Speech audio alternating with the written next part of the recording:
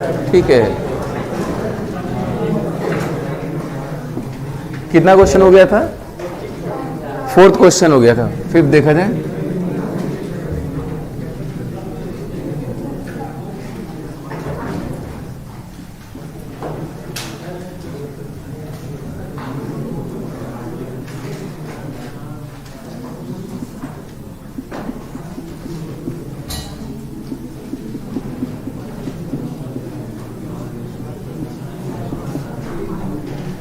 बातचीत नहीं करिए।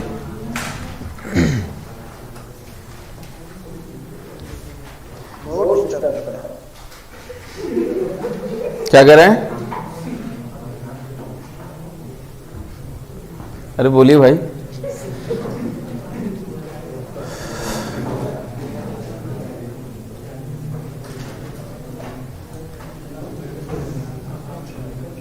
बातचीत नहीं करिए।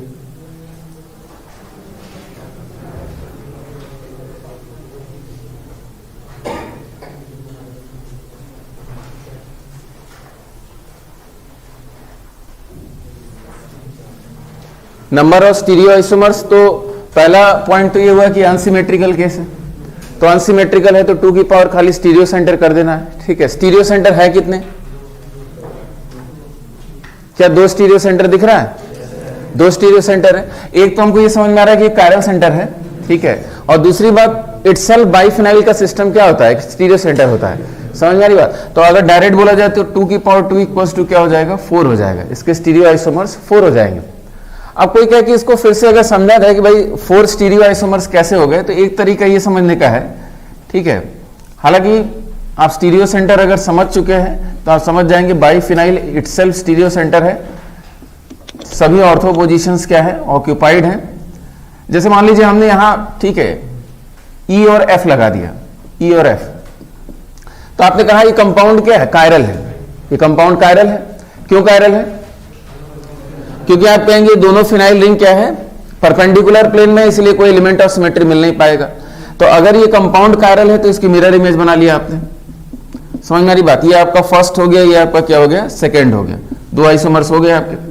फिर आपने फर्दर इसमें देखा तो इसमें यहां ई के पास क्या है? कायरल सेंटर है।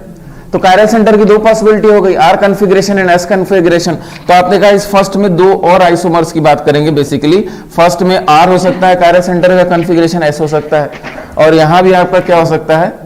आर हो सकता है और एस हो सकता है। तो यानी फाइनली जो आइसोमर्स आपके ये है, फर्स्ट हो गया, ये आपका सेकंड हो गया, ये आपका थर्ड हो गया, ये आपका फोर्थ हो गया। तो 4 कैसे हैं समझ में आ रहा है? क्लियर है? तो बाइफिनाइल इटसेल्फ स्टीरियो सेंटर है, उसका मिरर इमेज बना दिया। फिर इसमें चेक किया कि इसमें कायरल सेंटर, ज्योमेट्रिकल सेंटर, जैसे मान लीजिए अगर इसमें और हम ऐड कर देते कि भाई CH डबल बॉन्ड N, ठीक है, OH ऐसा लगा दिया। अब बताइए कितने आइसोमर्स हो जाएंगे? तो सिंपली स्टीरियो सेंटर काउंट करना है आपको। स्टीरियो सेंटर कितने हैं? बाइफिनाइल इटसेल्फ स्टीरियो सेंटर है, कायरल सेंटर है, क्या है? ज्योमेट्रिकल सेंटर है। तो 2 की पावर 3 क्या हो जाएगा? 8 हो जाएगा।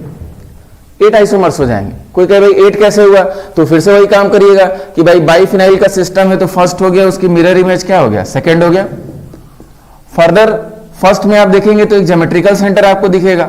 ज्योमेट्रिकल सेंटर दिखेगा तो उसमें सिन की पॉसिबिलिटी और एंटी की पॉसिबिलिटी, और सिन एंटी जो भी बनाएंगे उसमें क्या पॉसिबिलिटी होगी? आर की पॉसिबिलिटी और एस की पॉसिबिलिटी, क्योंकि कायरल सेंटर है। तो यहां 2 हो गया, यहां भी 2 हो जाएगा, 4 इधर हो गया और 4 क्या होगा? उधर होगा। ये पॉइंट समझ में आ गया? ठीक है। तो हालांकि इतना समझने की जरूरत नहीं है, डायरेक्ट स्टीरियो सेंटर काउंट करिए, 2 की पावर n कर दीजिए। अब बाइफिनाइल में समझ में नहीं आता है कि भाई इसको स्टीरियो सेंटर कैसे काउंट कर रहे हैं, तो उसको समझने का भी तरीका है कि मिरर इमेज बना के समझ रहे। क्लियर है? ठीक है। तो बहुत जरूरत नहीं थी हम लोग को इतना डिस्कस करने की, आप डायरेक्ट भी इसको कर सकते थे। हाँ, इसका आंसर भी मेरे ख्याल से क्लियर। माइक म्यूट कर दीजिए, फोन राजकुमार का सर बात इसको म्यूट करिए।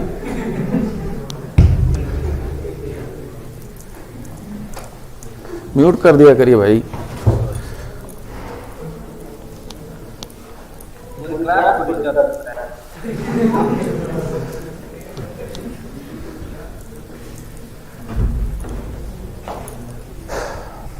ठीक है, अगला क्वेश्चन देखा जाए।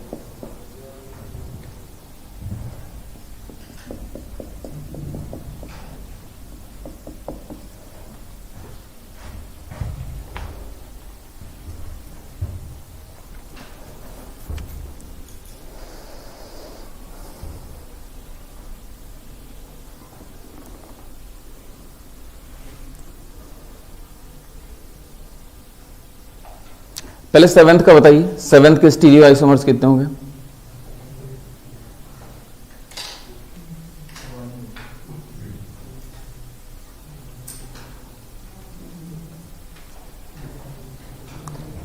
सेवेंथ वाले में एन की वैल्यू बता दीजिए।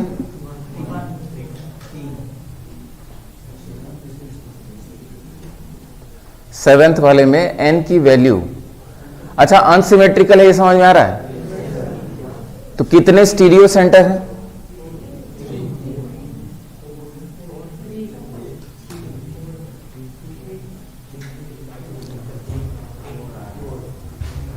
क्या ये ज्योमेट्रिकल सेंटर है?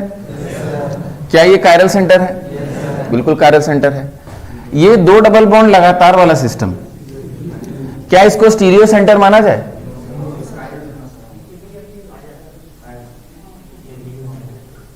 भाई बहुत बड़े मूर्ख हो गए हैं भाई आप लोग, क्या बताया जाए? भाई दो डबल बॉन्ड लगातार, यहां Cl हो गया, यहां Br हो गया, यहां आपका Cl हो गया और यहां मान लीजिए हमने Br बना दिया, तो क्या ये मॉलिक्यूल कायरल है? ये भी नहीं पता। क्या ये मॉलिक्यूल कायरल है? ये कायरल है। अगर ये दोनों बराबर नहीं है तो इसका मतलब ये क्या होगा? कायरल होगा। इसमें एलिमेंट ऑफ सिमेट्री नहीं मिलेगी। क्यों नहीं मिलेगी? क्योंकि ये परपेंडिकुलर प्लेन में, ये XY प्लेन में, ये क्या है? YZ प्लेन में है। तो ना बोर्ड का प्लेन ऑफ सिमेट्री, ना उसके परपेंडिकुलर है। इतनी सी बात समझने में, ठीक है, इतना दिक्कत हो रहा है हमको समझ में आ रहा। दो डबल बॉन्ड लगातार है, ज्योमेट्रिकल आइसोमरिज्म नहीं होता है, ऑप्टिकल आइसोमरिज्म हो सकता है। ये ऑप्टिकली एक्टिव कंपाउंड है। पूरा समझाया, क्वेश्चन भी किया, सब कुछ किया। तो हमने बताया भी था कि आप इसको पूरा एज सच एक स्टीरियो सेंटर काउंट करेंगे। क्यों स्टीरियो सेंटर काउंट कर रहे हैं? क्योंकि इसके अबाउट Cl को आप बाहर लिखिए और उस Cl को अंदर बना दीजिए और ब्रोमीन को बाहर कर लीजिए, तो उसका वो उसका क्या है? स्टीरियो आइसोमर्स हो जाए।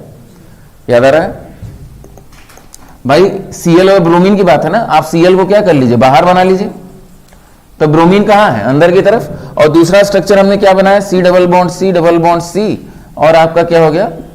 Cl अंदर की तरफ हो गया, यहां Cl हो गया और यहां क्या हो गया? ब्रोमीन हो गया। तो ये भी हम लोग ने समझा था कि ये दोनों आपस में क्या होते हैं?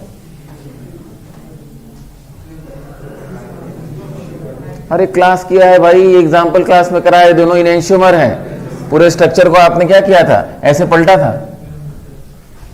ठीक है, इतना जल्दी मेमोरी लॉस हो जा रहा है, या तो क्लास नहीं किए हैं, सिंपल सी बात है। ठीक है, हमने पूरा स्ट्रक्चर कहा था कि आप पूरे स्ट्रक्चर को क्या करिए? ऐसे पलट दीजिए और उसके बगल में बनाएंगे तो इसकी क्या है? मिरर इमेज है। और कायरल मॉलिक्यूल उसकी मिरर इमेज मतलब क्या है? इनेंशियोमर का पेयर है।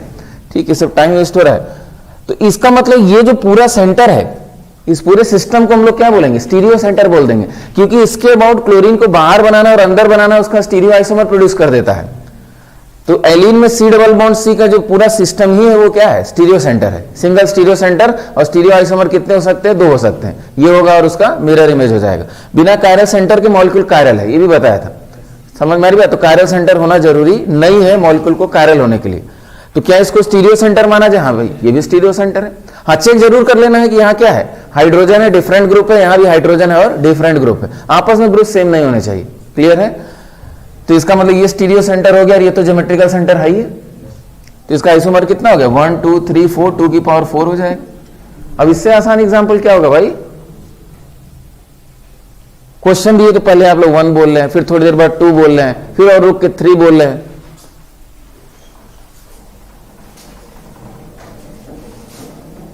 भाई परफॉर्मेंस सुधारिए, थोड़ा कंसंट्रेशन बढ़ाइए। जब जरूरत है आप लोग को परफॉर्म करने की तो करेंगे नहीं। ठीक है, हम बार बार कह चुके हैं कि भाई सिलेबस खत्म करना कोई बड़ी बात नहीं है। हाँ, IT एडवांस के सारे सवाल हो जाएं, ये भी करना है ना। ठीक है, तो अगर आप उस लेवल पर नहीं है तो कोई मतलब नहीं है पढ़ाने का। हम सिलेबस खत्म करने पे ध्यान देंगे ना। हम क्यों टेंशन लें आप लोग की? ठीक है, जब इसमें स्टीरियो सेंटर नहीं काउंट कर पा रहे हैं, कोई मतलब नहीं फिर पढ़ाने का। ठीक है, अभी भी बहुत से लोग समझ में नहीं आ रहा होगा कि ये क्या?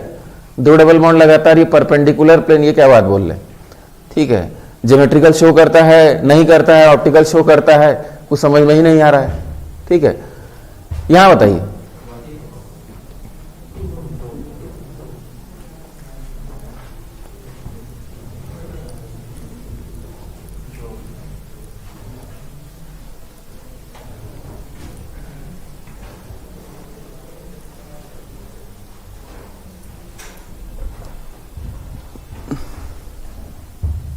हाँ बताइए, स्टीरियो सेंटर कितने हैं? अच्छा, आपकी सुविधा के लिए क्या है कि अगर मान लीजिए साइकिल और ये डबल बॉन्ड का सिस्टम न समझ में आए तो 2 डबल बॉन्ड लगातार मान लीजिए, तो 2 डबल बॉन्ड लगातार है तो ये क्या है, एलीन का सिस्टम है, तो ये एक स्टीरियो सेंटर हो गया और ये एक स्टीरियो सेंटर है, तो 2 की पावर 2 क्या हो गया, 4 हो गया। ये पॉइंट समझ में आ रहा है, 2 की पावर 2 क्या हो गया, 4 हो गया। या अगर हम सिंपली, ठीक है, ये मेरे ख्याल से समझ में आ रहा है। चलिए इस पे अभी और बात करेंगे, ये थोड़ा समझने में आपको दिक्कत होगी, इस पे भी और फिलहाल बात करते हैं। जैसे मान लीजिए अगला एग्जांपल अगर हम आपको दें, ठीक है, थोड़ा सा इसको और समझते हैं, ठीक है, यहां समझने में थोड़ा दिक्कत है, इसको जरा समझा जाए इस एग्जांपल को। CH3 और हमने यहां मान लीजिए NO2 बनाया, अभी लिखिए ना अगर नहीं इसको, NO2, इसका आंसर 2 की पावर 2 4 हो जाएगा। ये पूरा एक स्टीरियो सेंटर हो जाएगा और ये एक स्टीरियो सेंटर हो जाएगा, ठीक है, तो n की वैल्यू यहां 2 हो जाएगी। लेकिन इसको और अच्छे से समझा जाए, ये वाला सिस्टम अभी फिलहाल उतना नहीं समझ में आया। यहां अगर आपसे पूछे क्या इसमें कायरल सेंटर है, बोलिए नहीं है, इसमें कायरल सेंटर नहीं है क्योंकि ये बीचों बीच है। समझ में आ रही बात, ये क्या है, बीचों बीच है, इसीलिए इसमें कोई कायरल सेंटर नहीं। क्या ये ऑप्टिकल आइसोमरिज्म शो करेगा, आप कहेंगे नहीं, ऑप्टिकल आइसोमरिज्म नहीं शो करेगा। हाँ, ज्योमेट्रिकल शो कर सकता है, क्यों, क्योंकि sp3 है तो सिस और ट्रांस बना लेंगे, ज्योमेट्रिकल आइसोमरिज्म ये शो करेगा, लेकिन ऑप्टिकल नहीं शो करेगा। बिल्कुल सही बात, ठीक है। अच्छा, यहां C2H5 बना दे, उससे कोई फर्क पड़ेगा नहीं, उससे भी फर्क नहीं पड़ेगा, ये ऑप्टिकल आइसोमरिज्म शो नहीं करने जा रहा है, ठीक है। अच्छा, एक चीज समझने की कोशिश करिएगा, यहां जब तक रोटेशन है, जब तक यहां फ्री रोटेशन है, तब तक हम बोलेंगे यहां कोई भी ग्रुप लगाएंगे उसको हम स्फीयर मान लेंगे, कोई समस्या नहीं है, ठीक है। जैसे यहां हम कुछ भी बना दे, CH3 CH2 और भी कुछ लंबा ग्रुप बना दे, उससे कोई मतलब नहीं है। जब तक यहां फ्री रोटेशन, आप उसको सिमेट्रिकल मान सकते हैं और स्फीयर मान सकते हैं, कोई समस्या नहीं है, और ये बीचों बीच है। लेकिन अगर मान लीजिए हमने यहां डबल बॉन्ड लगा दिया, हमने यहां डबल बॉन्ड C और यहां क्या बना दिया, CH3 बना दिया, और यहां H बना दिया, और यहां CH3 बना दिया, तो फिर से वही क्वेश्चन है कि आपने ऐसे बीचों बीच डिवाइड किया, आपने कहा ये तो बीच में पड़ रहा है, तो बीच में पड़ रहा है तो R1 = R2 हो गया। लेकिन यहां ये बात होल्ड नहीं कर पाएगी, क्यों, क्योंकि यहां डबल बॉन्ड लाने से यहां रिस्ट्रिक्टेड रोटेशन है। अब लेफ्ट और राइट बराबर नहीं है, क्योंकि घूम नहीं रहा है। समझ में आ रही बात, अगर ये घूमता, फिर से समझने की कोशिश करिए, अगर ये घूमता तब हम कहते कि भाई हर डायरेक्शन में जा रहा है, इसको हम स्फीयर मान लेंगे, इसको सर्किल कर लेंगे, स्फीयर मान लेंगे, कोई समस्या नहीं है। लेकिन डबल बॉन्ड लगाने से आपने क्या किया, CH3 को इधर ही रख दिया और H इधर ही रहेगा, चेंज तो करेगा नहीं। समझ में आ रही बात, तो क्या ये ज्योमेट्रिकल आइसोमरिज्म शो कर रहा है, तो आंसर अभी भी नहीं है, ज्योमेट्रिकल आइसोमरिज्म ये नहीं शो कर रहा है, क्योंकि आपने इधर बीच से डिवाइड किया और कहा R1 = R2 है। लेकिन क्या ऑप्टिकल आइसोमरिज्म शो कर रहा है, तो ऑप्टिकल आइसोमरिज्म ये शो कर रहा है। ध्यान से समझने की कोशिश करिए, जैसे इसका ऑप्टिकल आइसोमर अगर बनाए हम, ठीक है, तो यहां पॉसिबिलिटी क्या है, जरा बना के देखा जाए। तो यहां डबल बॉन्ड C, यहां आपका CH3 हो गया, यहां आपका H हो गया। ऊपर CH3 को आप क्या बना सकते हैं, बाहर की तरफ, और कहां बना सकते हैं, अंदर की तरफ बना दिया। एक और स्ट्रक्चर बना दिया हमने, अंदर की तरफ बना दिया। यहां आपका CH3 और यहां क्या हो गया, आपका H हो गया, इसको हमने अंदर की तरफ बना दिया, ये आपका CH3 हो गया। फिर से हमारा वही क्वेश्चन है कि फर्स्ट और सेकंड आपस में क्या है, तो फर्स्ट और सेकंड इनैंशियोमर्स है। फर्स्ट और सेकंड क्या है, इनैंशियोमर्स हो गए। कैसे इनैंशियोमर्स हो गए, दिख रहा है सीधे सीधे। आप इस स्ट्रक्चर को क्या करिए, पलट के इसके बगल में बनाए, इसकी मिरर इमेज है, और ये मॉलिक्यूल कायरल है, क्योंकि ये प्लेन ऑफ सिमेट्री अब नहीं है इसमें। क्यों प्लेन ऑफ सिमेट्री नहीं है, लेफ्ट में CH3 और राइट में क्या है, H है, और ये इधर जा नहीं सकता। समझ में आ रही बात, तो यहां घूमना बंद हो जाएगा, तब आप कहेंगे भाई लेफ्ट और राइट अब सेम नहीं है। अगर यहां HH ना हो, सेम ना हो, तो लेफ्ट और राइट अब सेम नहीं हो पाएगा। इसका मतलब निश्चित रूप से ये कायरल सेंटर भी है, ठीक है। या कायरल सेंटर में अगर कंफ्यूजन है तो कायरल सेंटर न भी माना जाए, सिंप्लिसिटी के लिए इसको डबल बॉन्ड भी लोग मान देते हैं, क्योंकि एलीन का सिस्टम हो गया। ये आपका अंदर बाहर का ऑप्शन है, बोर्ड के प्लेन में है तो प्लेन ऑफ सिमेट्री हमको मिल नहीं रही है, इसका मतलब मॉलिक्यूल क्या हो गया, कायरल हो चुका है। और ये पूरा ही पूरा क्या हो गया है, स्टीरियो सेंटर हो गया। तो CH3 को बाहर बना रहा और अंदर बनाना उसका स्टीरियो आइसोमर प्रोड्यूस कर रहा है। ये पॉइंट क्लियर हुआ सबको, ठीक है। तो इसका मतलब ये आपका क्या है, कायरल है। और इसके कितने स्टीरियो आइसोमर्स हो जाएंगे, बोलिए, इसके स्टीरियो आइसोमर्स कितने होंगे, 2 ही होंगे जो आपके सामने बने हुए हैं, इसके अलावा कुछ नहीं होगा, इसके अलावा कुछ नहीं होगा। कोई कहे कि नहीं सर CH3 इधर कर दीजिए, H इधर कर दीजिए, तब पर भी कोई फर्क नहीं पड़ेगा, ठीक है, उसका मिरर इमेज बन जाएगा। ये पॉइंट समझ में आया। जैसे अगर हम कहें एक और स्ट्रक्चर अगर हम बनाएं, ध्यान से समझने की कोशिश करिए, हम कहें कि सर वो ठीक है, आपने CH3 यहां बनाया, हमने डबल बॉन्ड C, यहां CH3 बना दिया और यहां H बना दिया। क्या रिलेटिव चेंज इन डिस्टेंस कहीं है? नहीं, रिलेटिव चेंज इन डिस्टेंस कहीं नहीं है। लेकिन क्या दोनों सेम है? सेम भी नहीं है। अब उठा के इसके ऊपर रखिए, सुपर इंपोज नहीं हुआ।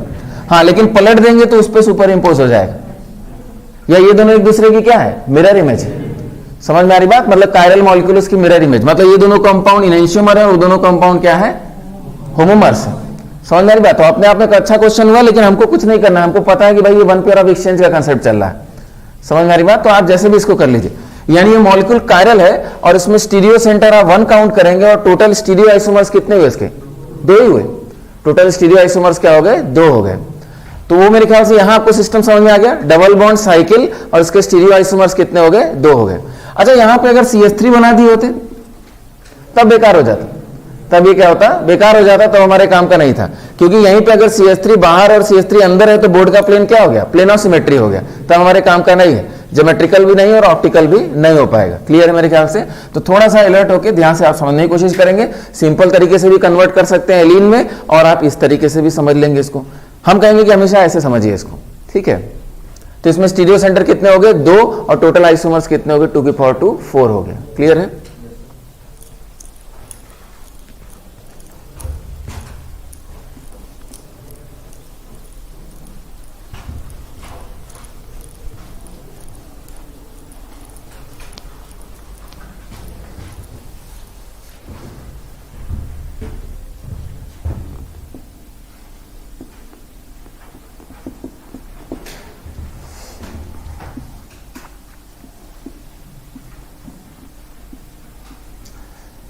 अच्छा, जो ITIS क्वेश्चन है उनको 2 पार्ट में डिवाइड किया जाएगा।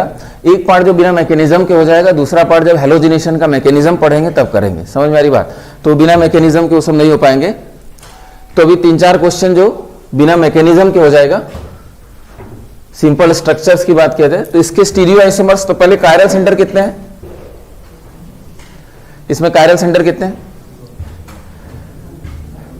अच्छा, इसका स्ट्रक्चर अगर हम बनाएं तो इसका स्ट्रक्चर बेसिकली क्या है? ये स्ट्रक्चर समझ में आ रहा है?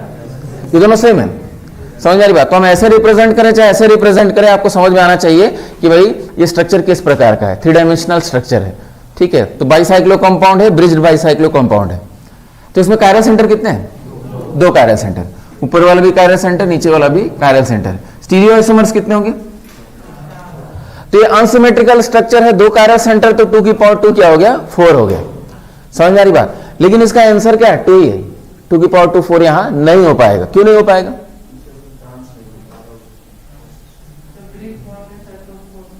देखिए, स्ट्रक्चर हम लोग ने डिस्कस किया था। स्ट्रक्चर की अगर बात करें तो स्ट्रक्चर में आप अगर यहां से ध्यान से देखें तो ये दोनों सेम साइड से पे अटैचमेंट हो रहा है, ऐसे सेम साइड पे अटैचमेंट हो रहा है ऐसे। तो ये स्ट्रक्चर क्या है? सिस टाइप का स्ट्रक्चर है, दोनों एक ही साइड जा रहे हैं, सिस टाइप का स्ट्रक्चर है। लेकिन करस्पॉन्डिंग ट्रांस नहीं बना पाएंगे आप। क्यों नहीं बना पाएंगे? क्योंकि इस बॉन्ड को आपको तोड़ना पड़ेगा। भाई ये ऊपर के डायरेक्शन में, इसको नीचे के डायरेक्शन में ले जाना है तो बॉन्ड क्या करना पड़ेगा? तोड़ना पड़ेगा, जबकि ये बंधे हुए हैं। समझ में आ रही बात? जैसे इसको कोरिलेट भी कर लीजिए ऐसे कि जैसे मान लीजिए यहां Cl हो गया, यहां Br हो गया, तो आप इसका आइसोमर बनाते थे तो दोनों को क्या बनाते थे? सेम साइड बनाते थे, अपोजिट साइड बनाते थे। समझ में आ रही बात? सेम साइड मतलब आपने इस टाइप से बना दिया, यहां ब्रोमीन है और यहां क्या है? क्लोरीन है, ठीक है? सेम साइड, ये बाहर की तरफ, ये भी बाहर की तरफ। लेकिन बीच में अगर दोनों के बीच बॉन्ड भी बना दे तब क्या होगा? ये बाहरी एक ही तरफ रहेगा, अपोजिट साइड ये नहीं जा पाएगा। समझ में आ रही बात? तो आपने क्या किया कि ब्रोमीन बाहर की तरफ, ये बाहर की तरफ, और उनके बीच भी बीच में क्या बना दिया? बॉन्ड बना दिया, जिससे अब ट्रांस की पॉसिबिलिटी खत्म हो चुकी है। सिस में स्ट्रक्चर लॉक हो चुका है, तो इसका मतलब ट्रांस नहीं बन सकता। मतलब जो स्ट्रक्चर दिया हुआ है उसकी क्या बना लीजिए? मिरर इमेज बना लीजिए। समझ में आ रही बात? और कोई पॉसिबिलिटी इसमें नहीं है। तो इसमें बना लीजिए आंसर क्या? कायरल सेंटर तो 2 है, लेकिन स्टीरियो आइसोमर इसके 2 ही हो पाएंगे। लिख लेते हैं एक line.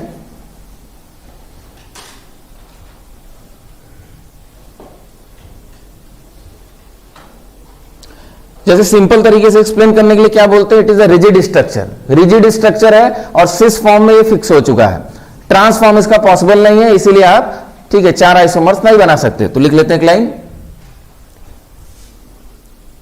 It is a rigid structure, it is a rigid structure, rigid structure so corresponding transform is not possible, so corresponding transform is not possible, bond तोड़ना पड़ेगा, transform is not possible, corresponding transform is not possible.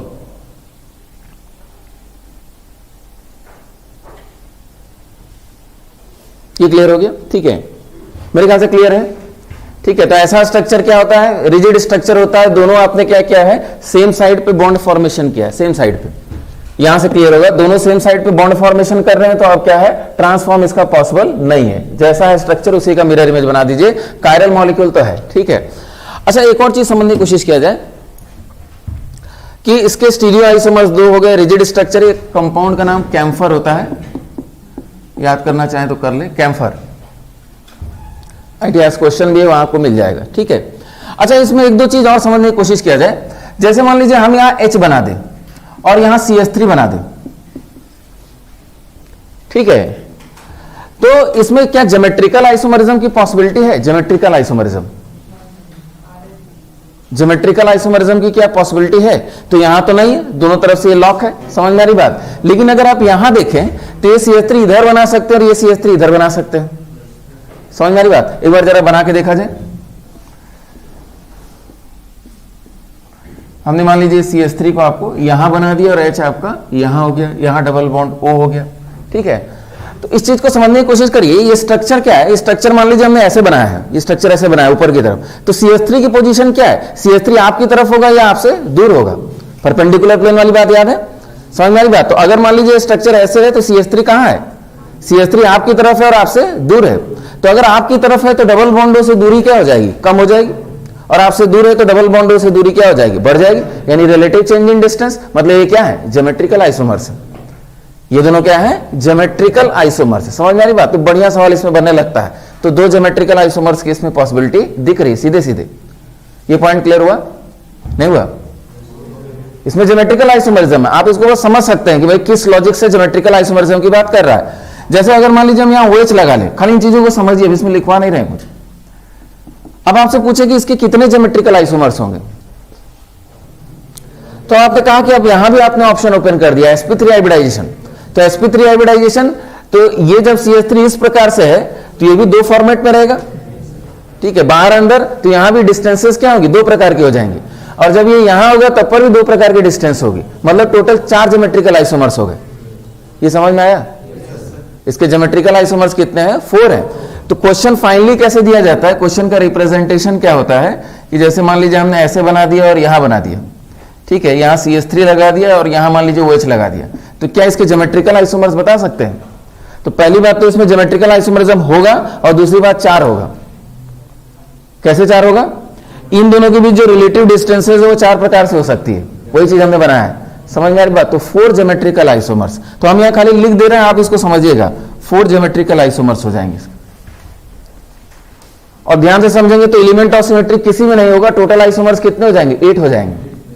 सबकी mirror image बनाएंगे आप तो total isomers कितने हो जाएंगे, 8 हो जाएंगे। अपने आप में डिफिकल्ट क्वेश्चन है, ठीक है, लेकिन आप इसको अगर ये समझ सकते हैं तो ये भी समझ सकते हैं, कोई दिक्कत नहीं इसमें।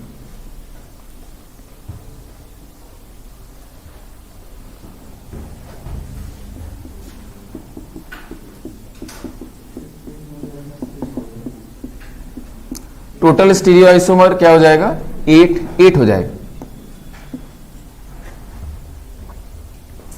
अच्छा, यहां कोई फॉर्मूला नहीं चल पाएगा, आपका कोई फॉर्मूला नहीं लगेगा, समझ में आ रही बात। कायरल सेंटर तो इसमें ढेर सारे 1 2 3 4 4 कायरल सेंटर है इसमें, समझ में आ रही बात। लेकिन इन सब से हमको कोई लेना देना नहीं है, इन सब से कोई लेना देना नहीं, ऊपर और नीचे वाले से, ठीक है, लेना देना यहां से, ठीक है। तो यहां अगर इस कंसेप्ट पे बात करें तो यहां, अच्छा यहां डबल बॉन्ड लगाया था तब क्या था, ये तो फिक्स हो गया था, sp2 हो गया था, इसमें ऊपर नीचे का ऑप्शन नहीं था, ठीक है। लेकिन जैसे ही OH लगा दिया, यहां भी हाइब्रिडाइजेशन sp3 हो गया, तब इसमें आप 4 प्रकार के डिस्टेंसेस वेरी कर सकते हैं, तो आपको दिख रहा है।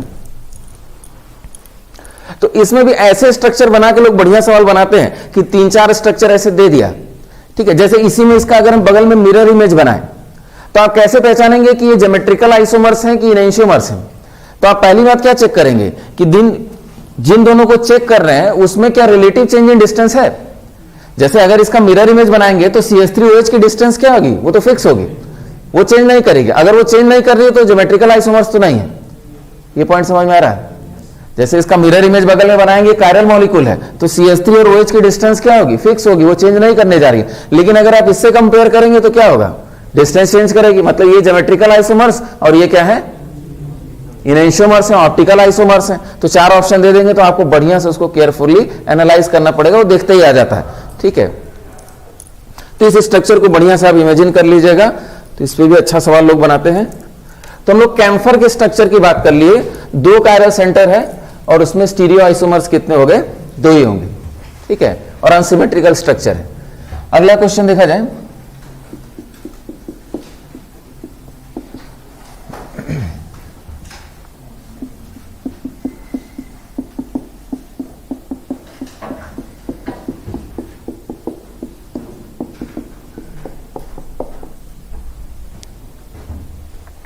इसके स्टीरियो आइसोमर्स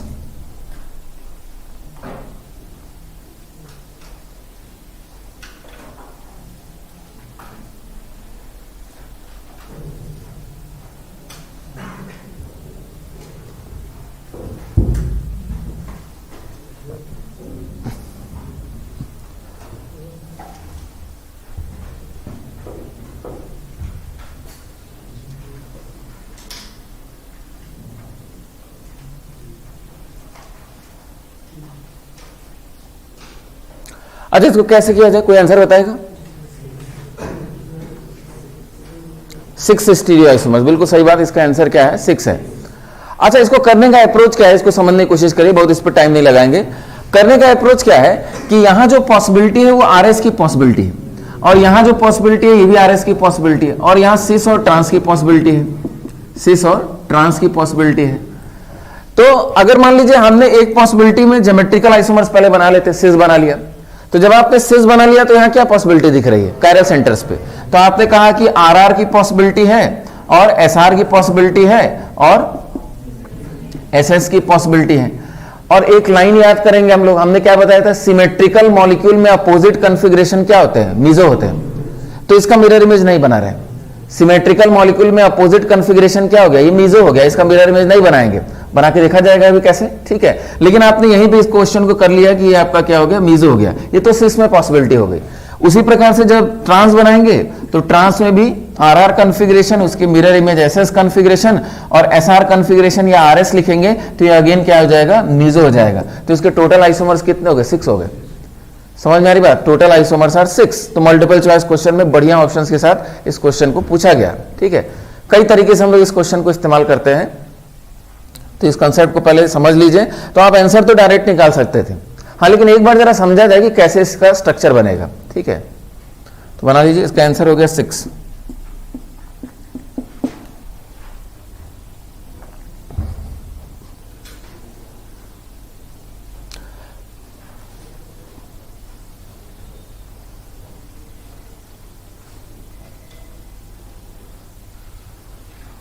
इनेंशियोमर्स के 2 पेयर बन गए, 2 मीजो बन गए, इस टाइप से भी सवाल पूछा गया तो आप कर ले जाएंगे। हो गया? इसको एक बार खाली बना के समझते हैं, बहुत जरूरी नहीं हम लोग के लिए बना के समझना। ठीक है, इस लॉजिक से आप समझ गए तो क्वेश्चन हो जाएगा। यहां देखा जाए, पहले अगर सिस स्ट्रक्चर हम बनाएं, C डबल बॉन्ड C, सिस स्ट्रक्चर बनाना है तो हमने हाइड्रोजन हाइड्रोजन यहां बना दिया। सिस स्ट्रक्चर बनाने जा रहे हैं, यहां आपका कार्बन हो गया, यहां आपका कार्बन हो गया। 3 डायमेंशनल स्ट्रक्चर बनाने जा रहे हैं, यहां आपका OH हो गया, यहां भी आपका क्या हो गया? OH हो गया। यहां तक तो कोई समस्या नहीं। यहां हाइब्रिडाइजेशन क्या है? sp3 हाइब्रिडाइजेशन है। तो हमने यहां टेट्राहेड्रल स्ट्रक्चर बनाया। ठीक है, यहां भी आपका टेट्राहेड्रल स्ट्रक्चर बन जाएगा। ठीक है, एक स्पेसिफिक तरीके से ही बना रहे हैं ताकि चीजें दिखनी होंगी तो दिख जाएंगी। ठीक है, और ये आपका आउट ऑफ द प्लेन, इसको भी हमने आउट ऑफ द प्लेन रखा। अब बाकी स्ट्रक्चर्स को फिल कर लेते हैं। तो बाकी स्ट्रक्चर्स में अगर यहां हाइड्रोजन बना दें, यहां भी हाइड्रोजन बना दें, यहां आपका मिथाइल हो गया, यहां आपका मिथाइल हो गया। बाकी स्ट्रक्चर्स को हमने फिल कर लिया और आपको सीधे सीधे दिख रहा है कि इसमें प्लेन ऑफ सिमेट्री है। बीचों बीच क्या है? ये प्लेन ऑफ सिमेट्री है। तो प्लेन ऑफ सिमेट्री है तो कंपाउंड क्या है? मीजो कंपाउंड है। समझ में आ रही बात? ठीक है, अब एक क्वेश्चन ये है कि भाई कॉन्फ़िगरेशन जरा चेक किया जाए, तब अपोजिट कॉन्फ़िगरेशन आना चाहिए। चेक करिए, आ जाएगा। तो 1 2 3 क्लॉकवाइज ये आर कॉन्फ़िगरेशन है, तो ये क्या होना चाहिए, एस होना चाहिए। तो 1 2 3 एंटी क्लॉकवाइज ये क्या है, एस कॉन्फ़िगरेशन। ये बात भी सही, समझ में आ रही बात। तो अपोजिट कॉन्फ़िगरेशन आ गया सिस में, तो ये क्या हो गया, मीजो हो गया। क्लियर है, आगे से सब बनाने की हमको जरूरत नहीं है। हाँ, लेकिन ऐसा करके एक बार समझ लेंगे तो जो डिफिकल्ट क्वेश्चन है वो अपने आप दिखते ही कर ले जाएंगे। ठीक है, अब देखिए इसमें क्वेश्चन बनाने का और तरीका क्या हो सकता है कि हम इसको घुमाएं, मिथाइल को यहां कर दें, एच को यहां कर दें, ओएच को यहां कर दें, आपको दिखेगा नहीं, तो आपको क्या करना है, दोबारा रोटेट करना है। ये पॉइंट समझ में आया। जैसे हम मान लीजिए नया स्ट्रक्चर बना दें, ठीक है, हम मिथाइल को यहां बना दें, मिथाइल को यहां बना दें, ठीक है, नहीं यहां क्या बना दें, ये एच था ना, यहां एच बना देते, यहां एच बना दिया, यहां मिथाइल बना दिया और यहां OH बना दिया, और आपसे पूछ रहे हैं कंपाउंड क्या है, तो आप क्या करेंगे, क्या अप्रोच होगा आपका। तो एक तो तरीका है कि आप कॉन्फ़िगरेशन लिखने लगे, लेकिन उससे कोई फायदा नहीं, हमको कॉन्फ़िगरेशन थोड़ी नहीं लिखना है, हमको क्या करना है, यहां OH है तो हमको यहां भी OH लाना है। तो यहां OH लाने का उपाय क्या है, रोटेट कर दीजिए, या अगर मान लीजिए रोटेशन में आप कंफर्टेबल नहीं है, ठीक है, रोटेशन में कंफर्टेबल नहीं है, तो आप क्या करिए, एक्सचेंज करिए।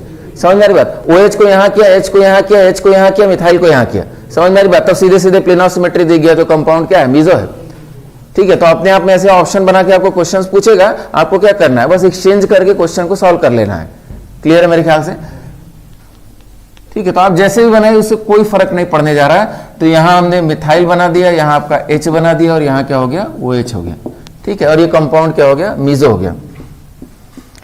अच्छा, अब हमको कॉन्फ़िगरेशन चेंज करने से मतलब है, यहां R और यहां भी R कर लिया जाए, कैसे कर लिया जाए, एक्सचेंज कर लिया जाए। ठीक है, तो यहां मिथाइल हो गया, यहां H कर लिया, यहां मिथाइल कर लिया, 1 पेयर ऑफ एक्सचेंज। अच्छा, ये 1 पेयर ऑफ एक्सचेंज बॉन्ड तोड़ के ही हो सकता है, समझ में आ रही बात। तो इसका मतलब बॉन्ड तोड़ के नया कंपाउंड हमने बना दिया, और यहां कॉन्फ़िगरेशन क्या हो गया, R।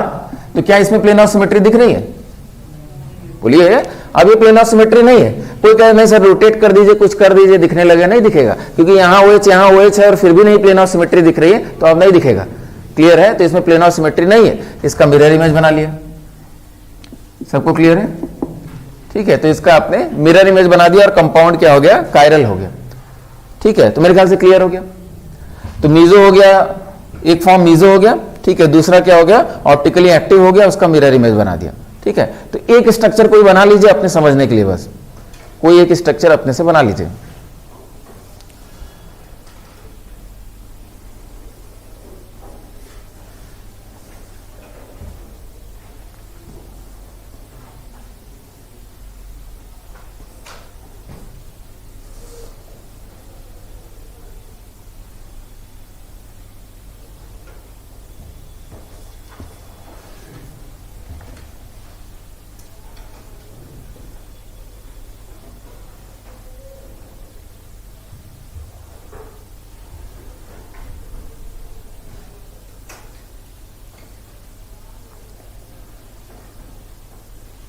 देखिए, क्वेश्चन पूछने के तरीके बहुत होते हैं।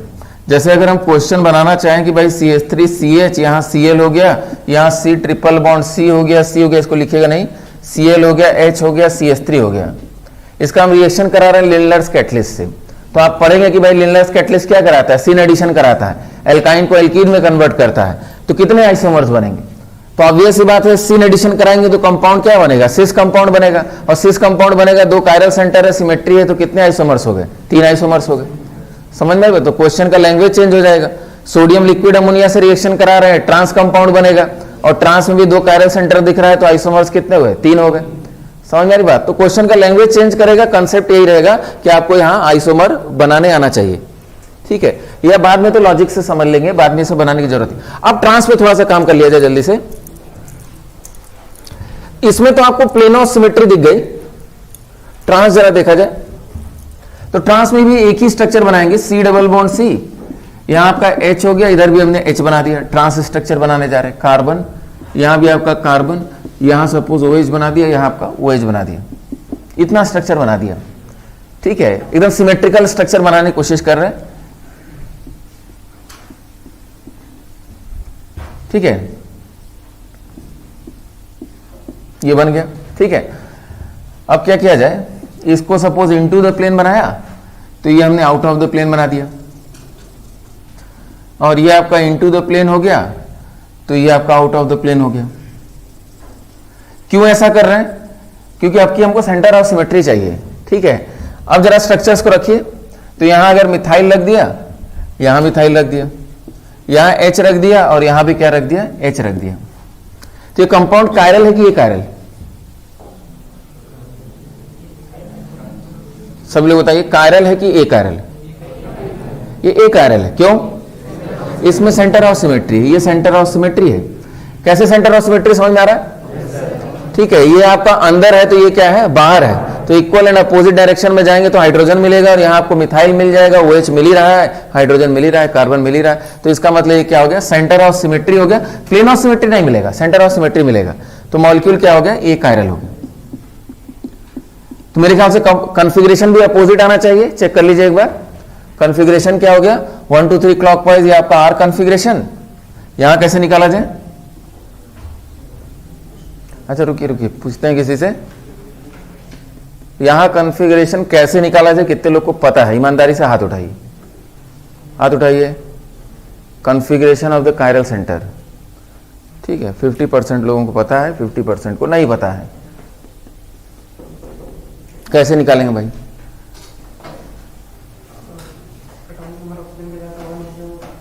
हाँ, मिथाइल 2 हो गया, हाइड्रोजन 3 हो गया।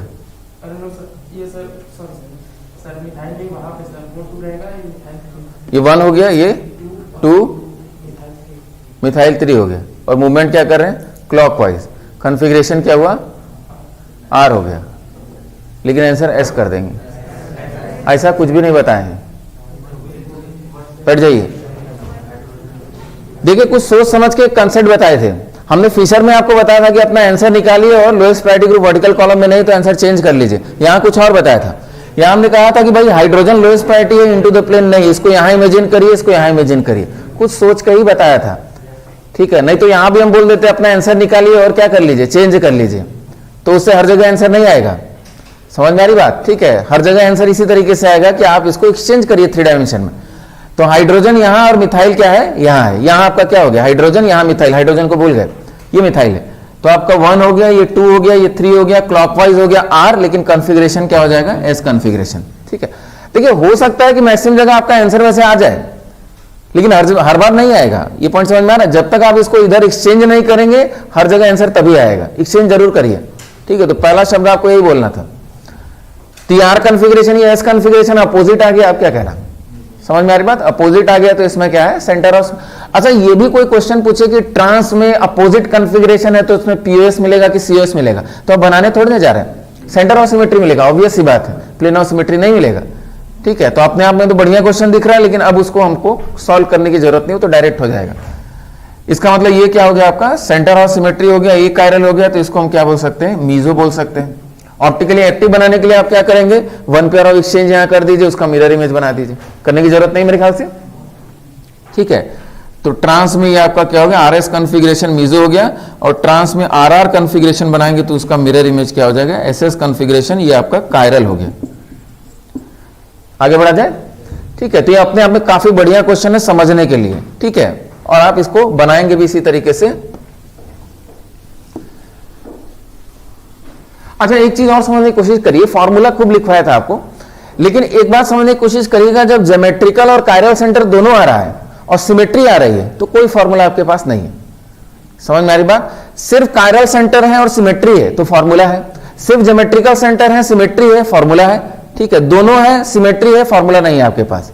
या कभी भी फॉर्मूला को साइकिल में हम लोग नहीं लगाएंगे, साइकिल में भी फॉर्मूला को नहीं लगाया जाता अगर सिमेट्रिकल केस है, उसमें बनाया जाता है। क्लियर है? फॉर्मूला कहां लगता है, जब अनसिमेट्रिकल है तो कहीं भी फॉर्मूला लगा दीजिए, 2 की पावर n बस करना है उसमें। समझ में आ रही बात? और सिमेट्रिकल है तो उसमें सिर्फ कायरल सेंटर हो या सिर्फ ज्योमेट्रिकल सेंटर हो और साइक्लिक सिस्टम ना हो। समझ में आ रही बात? तब हम लोग फॉर्मूला लगाते हैं। इसलिए फॉर्मूला जो दिख रहा है उसका स्कोप बहुत लिमिटेड है, ठीक है। देखा जाए अगला एग्जांपल, और देखिए इससे भी एक बढ़िया सवाल।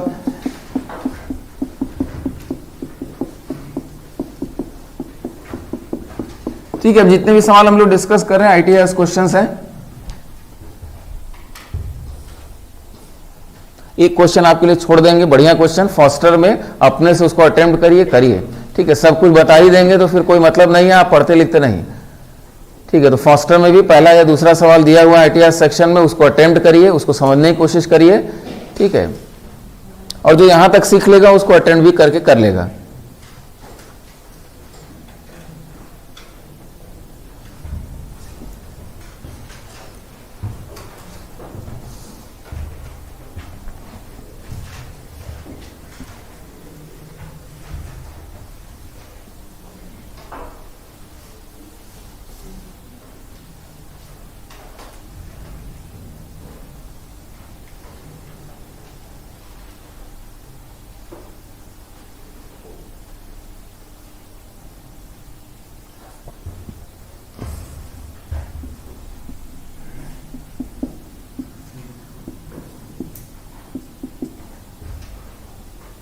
इसका RS कॉन्फ़िगरेशन कैसे लिखेंगे जरा बताइए तो। नहीं पता? क्यों नहीं पता है जरा बताइए तो। क्लास छोड़ दिए क्यों? वीडियो लेक्चर तो गया होगा ना? बैठिए, आप बताइए कैसे, बताइए।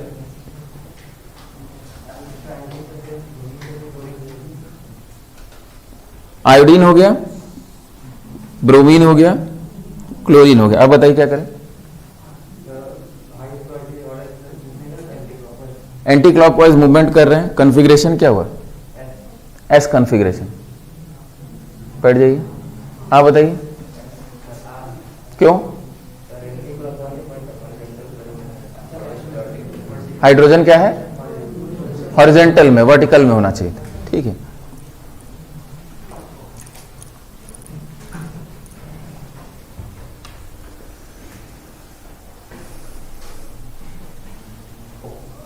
बहुत से लोगों की यही स्थिति दिख रही है भाई। ठीक है, 60% लोग बैठे हुए हैं जिनको RS कॉन्फ़िगरेशन समझ में नहीं आ रहा है। ठीक है, कुछ भी नहीं समझ में आ रहा है, तो उनका कुछ भी नहीं किया जा सकता। यहां देखा जाए, इसमें 2 ज्योमेट्रिकल सेंटर है, एक कायरल सेंटर है। अब ये कायरल सेंटर है कि नहीं है, क्या है, इसको भी पता लगाना है। समझ में आ रही बात? ठीक है, लेकिन ये आइडिया आपको हो जाना चाहिए कि भाई यहां सिस और ट्रांस की पॉसिबिलिटी, यहां सिस और ट्रांस की पॉसिबिलिटी, तो ये दोनों सेम भी हो सकता है और डिफरेंट भी हो सकता है। तो इसका मतलब ये क्या है? Pseudo chiral centre. समझ में आ रही बात? कोई कहे कि मॉलिक्यूल में एक ही कायरल सेंटर और सीडो कायरल सेंटर हो सकता है? हो सकता है। समझ में आ रही बात? Odd number of chiral centre है इसमें। समझ में आ रही बात? तो सिंगल भी होगा तो मे बी वो सीडो कायरल सेंटर हो सकता है। ऐसा भी लोग सवाल बहुत घुमा के पूछते हैं कि मॉलिक्यूल में 3 कायरल सेंटर है, सिमेट्री है, तो बीच वाला सीडो कायरल सेंटर है। समझ में आ रहा बा? ठीक है, एक ही कायरल सेंटर है तो क्या सीडो कायरल हो सकता है? हाँ, हो सकता है। ये उसका एग्जांपल है। समझ में आ रही बात? देखा जाए कैसे। तो यहां आपका सिस ट्रांस का पॉसिबिलिटी, यहां क्या है? सिस ट्रांस का पॉसिबिलिटी। समझ में आ रही बात? अच्छा, ये सिमेट्रिकल है, पहले इसको भूल जाते हैं। ठीक है, सिमेट्रिकल है तो कितने ज्योमेट्रिकल आइसोमर्स बनते हैं? 3 बनते हैं।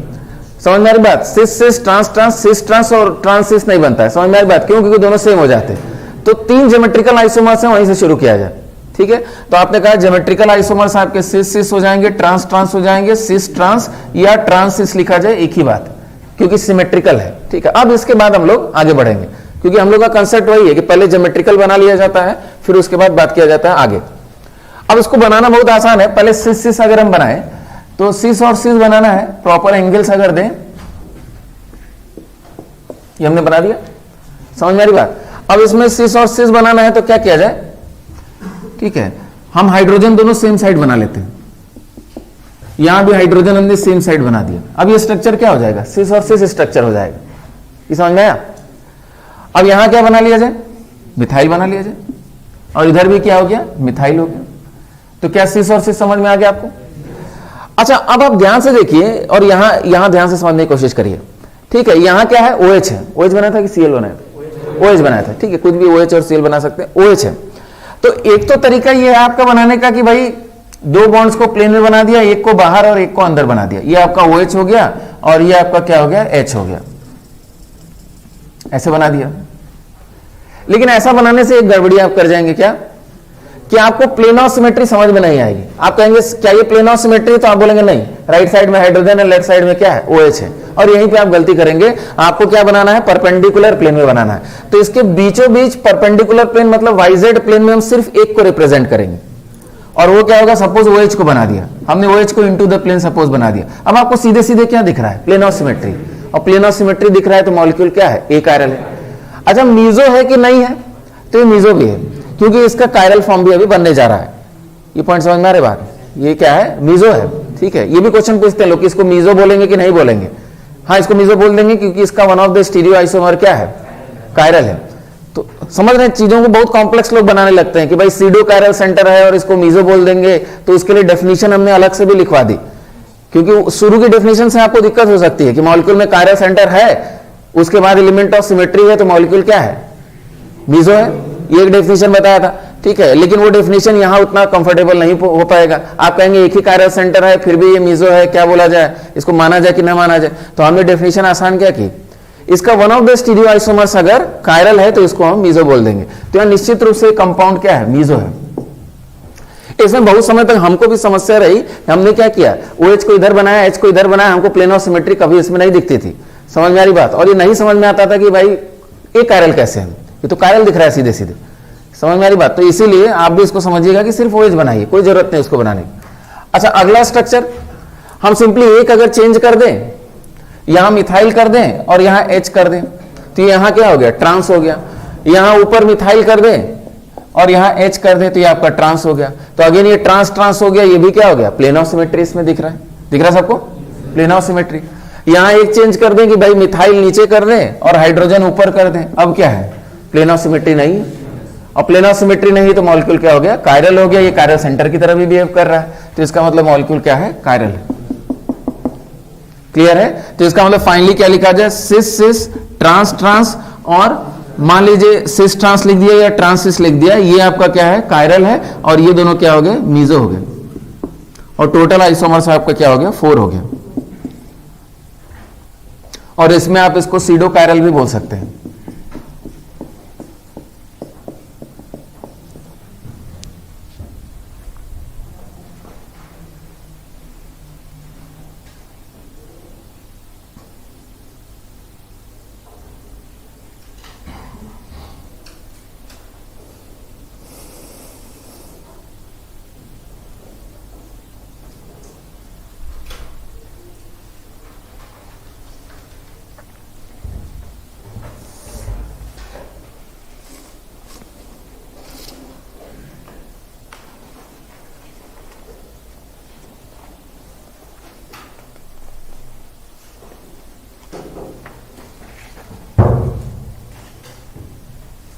हो गया, ठीक है, सिस सिस ट्रांस ट्रांस, ये मीजो हो गया, सिस ट्रांस क्या हो गया।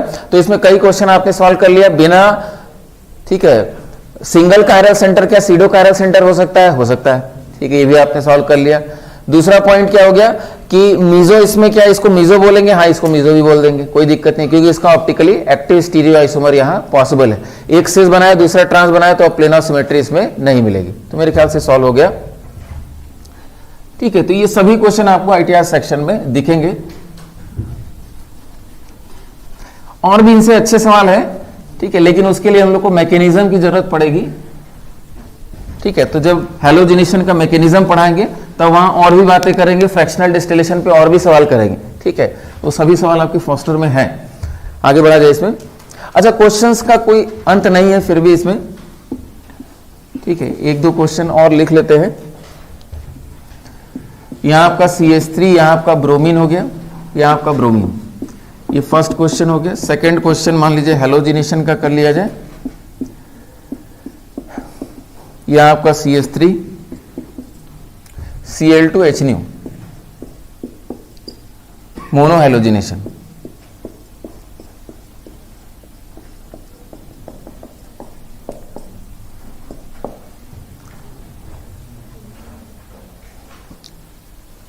क्वेश्चन समझ गए?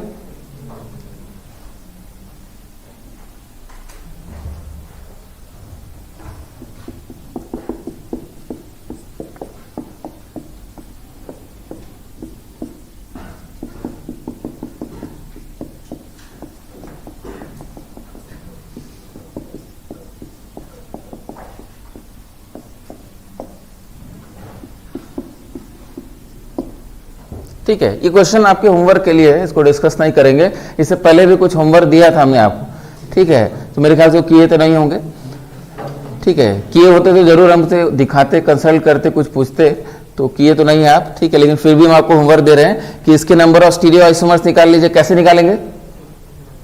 पहले ज्योमेट्रिकल बना लेंगे और फिर देख लेंगे भाई प्लेन ऑफ सिमेट्री है कि नहीं। ये काफी आसान है, तो तुरंत बन जाएगा, ठीक है। इसमें क्वेश्चन क्या है, इसमें हेलोजिनेशन कराएंगे, कहां कहां करा सकते हैं? 1 2 3 4, समझ में आएगा? 1 2 3 4, 4 जगहों पे हेलोजिनेशन हो सकता है। सिमेट्री का ध्यान रखिएगा और चारों बना के उसमें number of stereo isomers count करिएगा। ये समझ में आया भाई? यहां लगा लिया तब स्टीरियो आइसोमर कितने होंगे, यहां लगा लिया तब कितने, जो स्ट्रक्चर बन रहा है उसके स्टीरियो आइसोमर्स काउंट कर लीजिएगा, ठीक है। तो यहां आंसर 4 आ जाएगा, यहां आंसर 20 आ जाएगा। आंसर भी बता दे रहे हैं, आंसर 4 आ जाएगा और यहां आंसर 20 आ जाएगा। करिएगा इसको, ठीक है। क्वेश्चन बहुत आसान है, बस 4 स्ट्रक्चर बना के उसके स्टीरियो आइसोमर कर चुके हैं, कोई बड़ी बात नहीं है, ठीक है। और अनसिमेट्रिकल केस दिखे तो उसमें फॉर्मूला भी लगा लीजिएगा। अनसिमेट्रिकल के लिए आप हमेशा फ्री हैं कि फॉर्मूला लगा लेंगे, ठीक है। अनसिमेट्रिकल में कोई टेंशन नहीं, हाँ जहां सिमेट्री आएगी वहां आपको बनाना पड़ेगा, इस चीज के लिए भी तैयार रहिएगा। यहां देखा जाए तो ये आपका स्ट्रक्चर एक हमने दिया और हमने आपसे क्या पूछा कि इसका ऑप्टिकली एक्टिव स्टीरियो आइसोमर बनाइए। क्या बन सकता है, ये भी क्वेश्चन है। जैसे सभी को एक तरफ बनाएंगे तो क्या ऑप्टिकली एक्टिव होगा? नहीं होगा। समझ में आ रही बात? या मान लीजिए इन तीनों को एक तरफ बनाया, इन तीनों को अपोजिट बनाया, तब पर भी नहीं होगा, सेंटर ऑफ सिमेट्री मिल जाएगी। समझ में आ रही बात? तो उसी तरीके से आप पॉसिबिलिटी पे बनाइएगा, क्या कोई ऐसा भी स्ट्रक्चर बना सकते हैं बाहर और अंदर करके कि भाई वो उसमें कोई एलिमेंट ऑफ सिमेट्री न मिले। ये पॉइंट समझ में आ रहा है क्वेश्चन? तो बिल्कुल बनेगा, इसको बनाइएगा। समझ में आ रही बात? तो आपको अंदर बाहर करके स्ट्रक्चर्स को रैंडमली बनाना है और कोई ना कोई ऐसा स्ट्रक्चर जरूर बन जाएगा जिसमें एलिमेंट ऑफ सिमेट्री आपको नहीं मिलेगी। 1-2 ट्राई करेंगे, अपने आप बन जाएगा, ठीक है।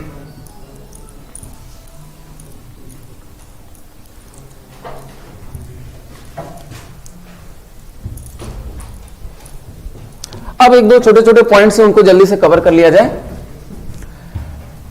हमने आपको रिलेटिव कॉन्फ़िगरेशन और एब्सोल्यूट कॉन्फ़िगरेशन की बात किया था, तो अब रिलेटिव कॉन्फ़िगरेशन की बात कर लेते हैं जल्दी से। Relative configuration, relative configuration, relative configuration क्या होता है? Capital D dash capital L relative to glyceraldehyde.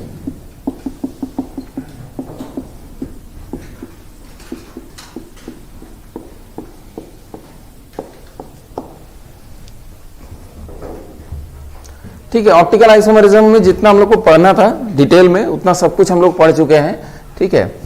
तो इसीलिए नोट्स को 2-3 बार रिवाइज कर लीजिएगा ताकि ये टॉपिक आपको अच्छे से आ जाए, क्योंकि हर जगह आपको इसकी जरूरत पड़ने जा रही है, ठीक है। और तुरंत हम लोग उसको कर लिया जाएगा, इतना डिटेल में बात नहीं करेंगे। कैपिटल डी कैपिटल एल काफी आसान चीज है। अगर ग्लिसरॉल्डिहाइड की बात किया जाए तो ग्लिसरॉल्डिहाइड का स्ट्रक्चर क्या होता है? C डबल बॉन्ड OH, या आपका CH OH और CH2OH, ये आपका ग्लिसरॉल्डिहाइड होता है, ये कायरल सेंटर होता है। ग्लिसरॉल्डिहाइड बेसिकली क्या है? कार्बोहाइड्रेट्स हैं। आगे चल के कार्बोहाइड्रेट्स की जब बात करेंगे, कार्बोहाइड्रेट्स क्या होते हैं? एक से ज्यादा OH और एल्डिहाइड या कीटोन फंक्शनल ग्रुप। समझ में आ रही बात? एक से ज्यादा OH और एल्डिहाइड या कीटोन फंक्शनल ग्रुप अगर है तो कंपाउंड्स क्या होते हैं? कार्बोहाइड्रेट्स होते हैं। समझ में आ रही बात? तो कार्बोहाइड्रेट्स को डिफाइन भी कर लिया जाए।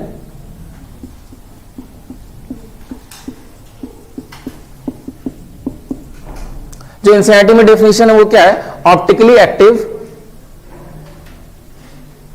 Optically active polyhydroxy, polyhydroxy aldehyde और कीटोन।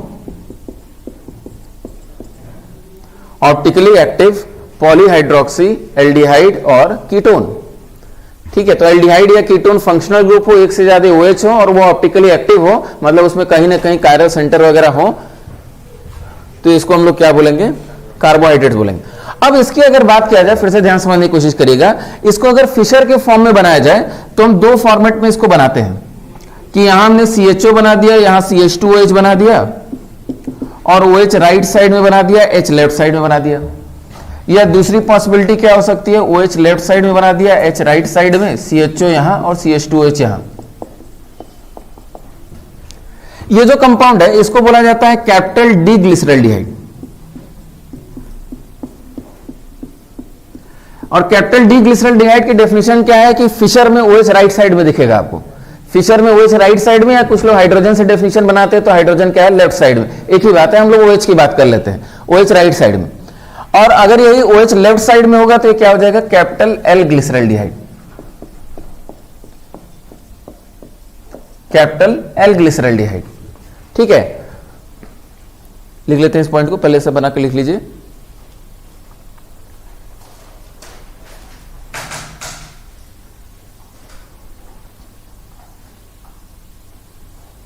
अच्छा, हमारे सामने एक रेफरेंस मिल गया, रेफरेंस क्या मिल गया कि OH राइट साइड में है। अब इसके रिलेटिव हम बाकी चीजों को कंपेयर करेंगे। इसके रिलेटिव मतलब कोई और कंपाउंड जिसमें फिशर में OH अगर राइट साइड में दिखेगा तो उसको कैपिटल डी कंपाउंड बोल देंगे।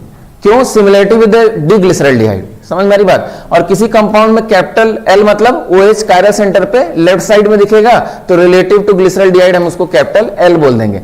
लेकिन कुछ कंडीशंस को फुलफिल करना पड़ेगा। कंडीशंस क्या है? फिशर को इसी फॉर्मेट में लिखना पड़ेगा। इस फॉर्मेट का मतलब कि फंक्शनल ग्रुप इसमें टॉप पे होना चाहिए और लॉन्गेस्ट कार्बन चेन वर्टिकल होनी चाहिए, नीचे होनी चाहिए। समझ में आ रही बात? तब जब हम OH और H की पोजीशन के आधार पर चीजों को डिफाइन करेंगे, क्वेश्चन करके सॉल्व कर लेंगे इसको। तो इसको लिख लेते हैं, if OH is on the right side, if OH is on the right side, if OH is on the right side, then capital D.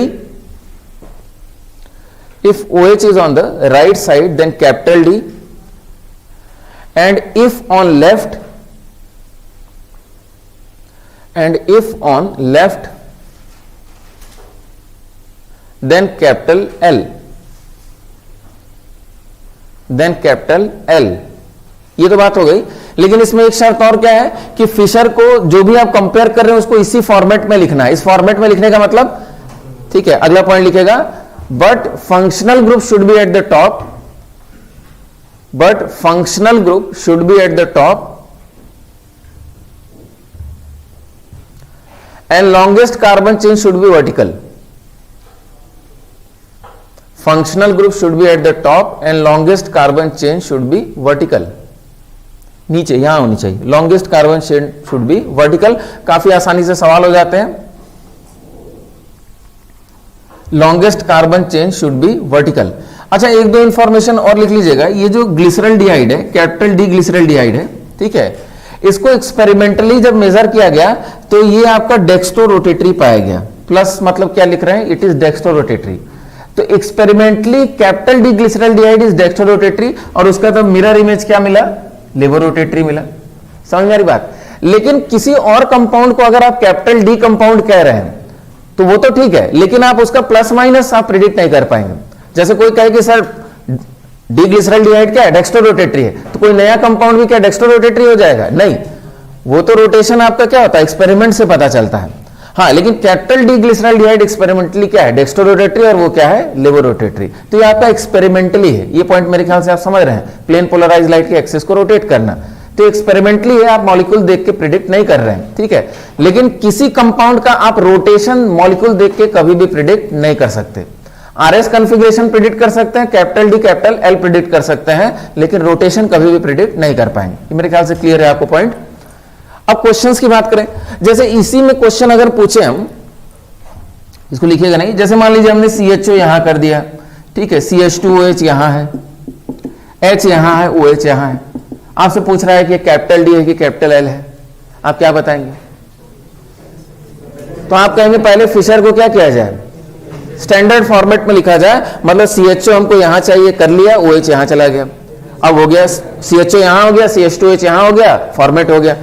अच्छा, CHO यहां हुआ, OH यहां हुआ, तो ये क्या दिख रहा है, कैपिटल D, और वन पेयर ऑफ एक्सचेंज हुआ तो क्या है, कैपिटल L है। समझ में आ रही बात? तो ये कंपाउंड क्या है, कैपिटल L है। अच्छा, ये पॉइंट भी क्लियर होना चाहिए कि एक दूसरे की क्या है, मिरर इमेज है। अगर कोई कंपाउंड कैपिटल D है तो उसका मिरर इमेज क्या होगा, कैपिटल L होगा। ये पॉइंट भी क्लियर है, इसमें कोई समझाने वाली बात नहीं। अच्छा, हमारे पास तो और भी कंसेप्ट है, हम इसको होल्ड कर लिए और इसको क्या कर दिए, एंटी क्लॉकवाइज रोटेट कर दिए। CHO यहां गया, OH यहां गया, H यहां गया, सीधे सीधे क्या दिख रहा है, कैपिटल L दिख रहा है। समझ में आ रही बात? तो आपके पास कई तरीके हैं, आप क्वेश्चन को सॉल्व कर लेंगे, ठीक है। तो कैसे भी देगा आप उसको कर ले जाएंगे। अच्छा, कोई कहे कि नहीं सर इसको हम 3 डायमेंशन में दे देते हैं, ये आपका CHO हो गया, ये आपका H हो गया, OH हो गया और CH2OH हो गया। इसमें कैपिटल D कैपिटल L बताइए, अब कैसे करेंगे? तो हम इसको फिशर में कन्वर्ट करेंगे।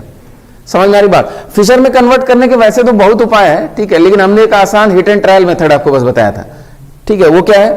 तो आपने कहा इसका कॉन्फ़िगरेशन निकालते हैं पहले। ये आपका 1 हो गया, 2 किसको कहेंगे? ऊपर वाला कि ये ऊपर वाला, क्योंकि C डबल बॉन्ड है। तो 1 2 3 क्लॉकवाइज R कॉन्फ़िगरेशन है और lowest priority group into the plane है। तो हम एक कॉन्फ़िगरेशन अपना बना लेते हैं। यहाँ आपका H हो गया, हालांकि थोड़ा लेंदी हो गया, H हो गया, बाकी रेंडमली आप कहीं भी फिक्स कर लीजिए। OH हो गया, यहाँ आपका CH2OH हो गया। अच्छा, मान लीजिए अगर हमको रखना ही है तो स्टैंडर्ड फॉर्मेट में ही रखा जाए। यहाँ क्या हो जाएगा? CHO, यहाँ CH2OH, यहाँ OH और यहाँ H। हमने अपना रख लिया ऐसे ही। अब चेक किया, ये आपका 1 2 3 एंटी क्लॉकवाइज, ये क्या है? S कॉन्फ़िगरेशन, लेकिन 1 पेयर ऑफ एक्सचेंज, मतलब ये कॉन्फ़िगरेशन इसका क्या है? R है, मतलब सही बना हुआ है। समझ में आ रही बात? इसका मतलब ये क्या है? कैपिटल D है, तो ये भी क्या हो गया? कैपिटल D हो गया। पॉइंट समझ गए? ठीक है। तो अगर यहां भी क्वेश्चन पूछा है तो इसको क्या कन्वर्ट करिए? फिशर में कन्वर्ट करिए, RS कॉन्फ़िगरेशन यहां लिख लीजिए और यहां मैच करा लीजिए।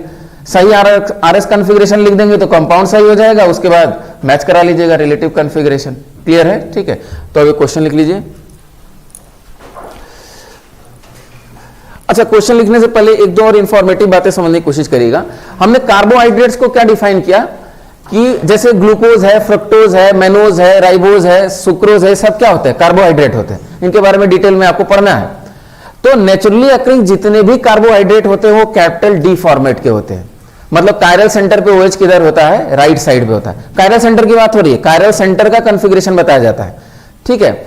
लेकिन ग्लूकोज में अगर बात करें तो ग्लूकोज में तो ढेर सारे कायरल सेंटर हैं, ठीक है। ग्लूकोज का स्ट्रक्चर भी बताएंगे। तो ग्लूकोज में किस कायरल सेंटर के आधार पे बता रहे हैं? तो फंक्शनल ग्रुप से सबसे दूर वाला जो कायरल सेंटर होता है उसके आधार पे कैपिटल D कैपिटल L बताया जाता है। समझ में आ रही बात? तो 2-3 पॉइंट लिख लेते हैं, फिर समझते हैं।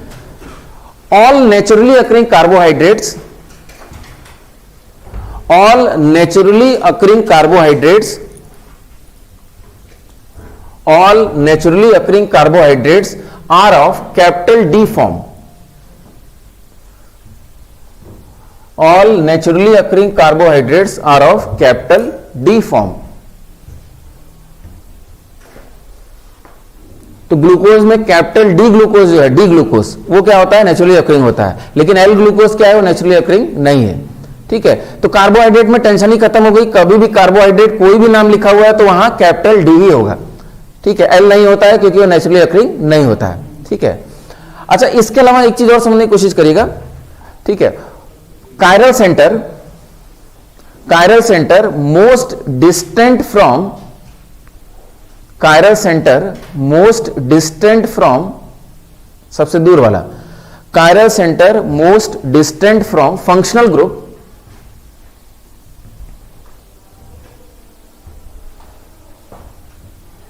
is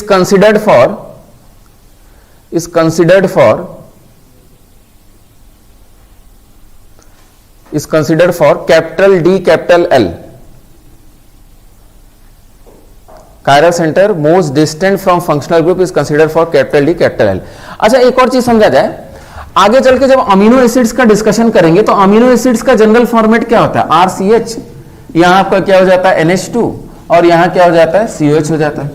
तो अमीनो एसिड में भी एक क्या होता है? कायरल सेंटर होता है। अगर मान लीजिए RH नहीं है, R अगर H हो गया तो ग्लाइसिन होता है, वो ऑप्टिकली इनएक्टिव होता है। समझ में आ रही बात? तो ग्लाइसिन को छोड़ के बाकी जितने भी अमीनो एसिड होते हैं वो क्या होते हैं? कायरल होते हैं, ऑप्टिकली एक्टिव होते हैं।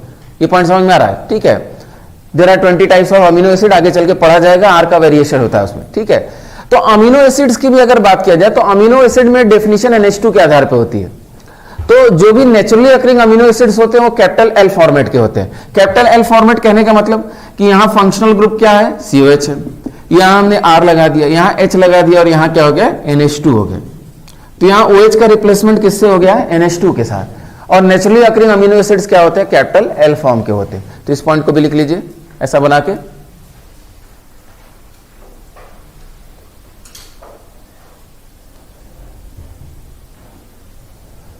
ये अल्फा पोजीशन पे NH2 है तो ये अल्फा अमीनो एसिड्स,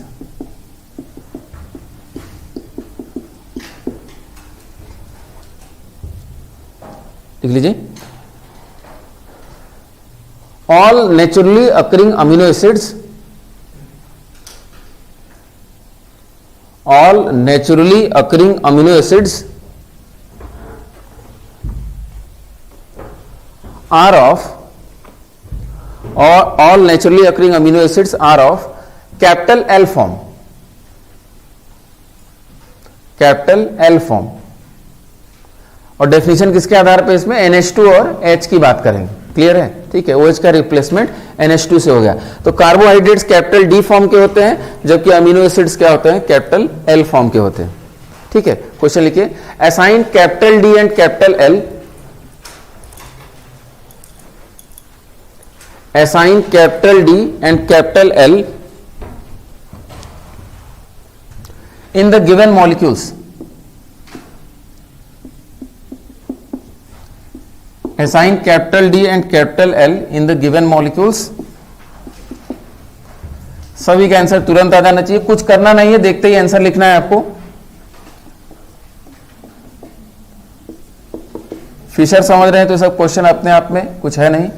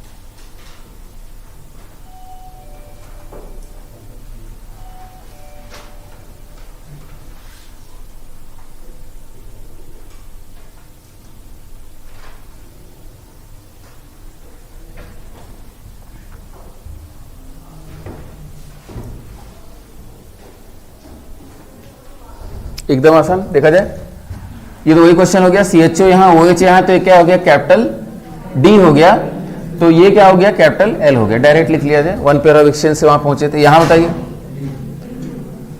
तो यहाँ एक तो ऑप्शन आपके पास क्या है, होल्ड करके रोटेट कर दीजिए, इसको होल्ड किया और रोटेट कर दिया, CHO यहाँ गया, OH यहाँ गया और CH2OH यहाँ गया, और OH यहाँ गया तो कैपिटल D है, तो ये एक्चुअल में भी क्या होगा, कैपिटल D होगा।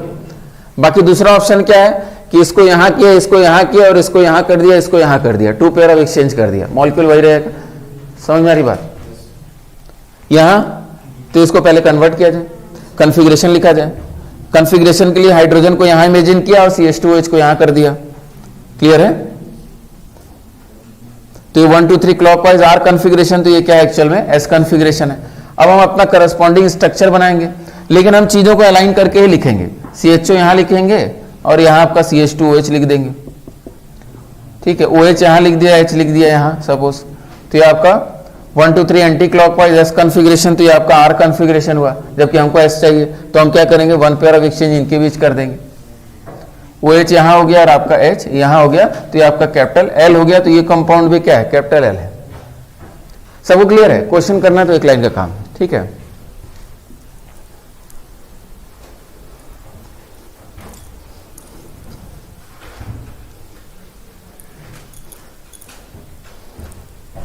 अच्छा, थोड़ा ग्लूकोज की बात कर लिया जाए। ग्लूकोज का स्ट्रक्चर क्या होता है जरा देखिए। ग्लूकोज का अगर फिशर प्रोजेक्शन हम बनाएं,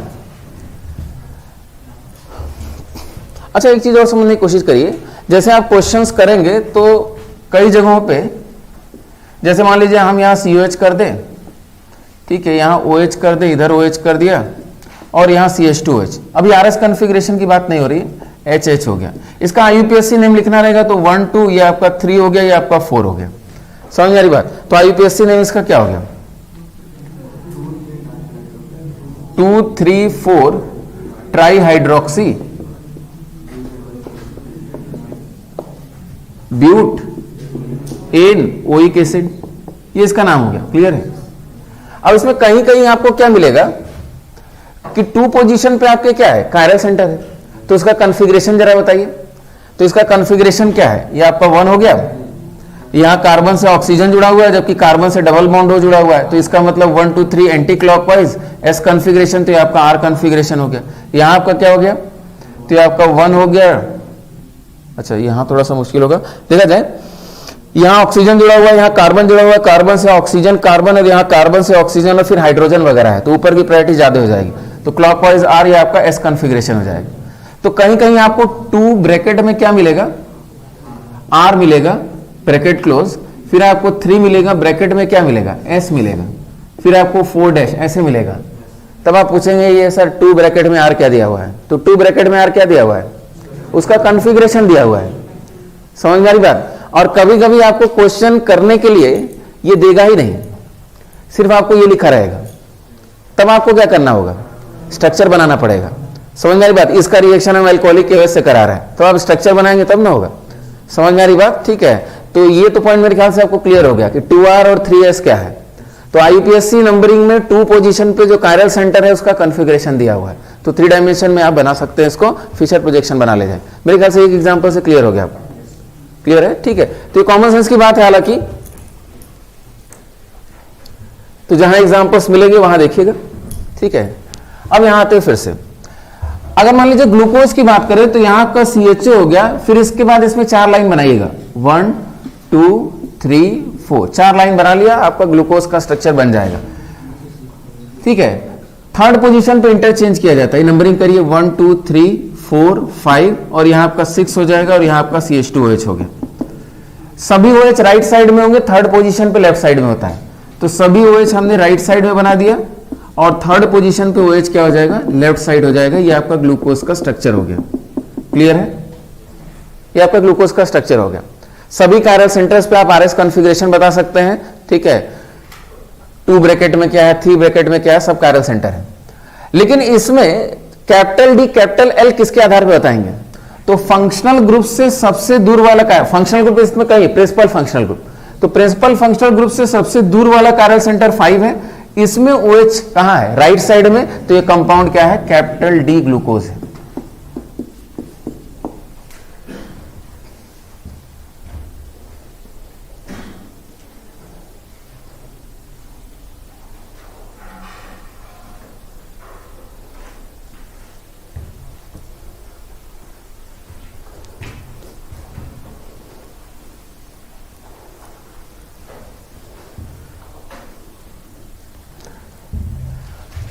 अच्छा और भी चीजें लिखा जा सकता है, D प्लस ग्लूकोज, इसका मतलब क्या हुआ, ये कैपिटल D है रिलेटिव टू ग्लिसरॉल्डिहाइड, और प्लस मतलब क्या है, ये डेक्स्ट्रो रोटेटरी होता है। Naturally occurring glucose is dextro rotatory having specific rotation, ये भी याद रखा जाता है 52.6 डिग्री प्लस 52.6 डिग्री, ये इसका स्पेसिफिक रोटेशन होता है। समझ में आ रही बात, इसको भी याद रखा जाता है। व्हाट इज स्पेसिफिक रोटेशन,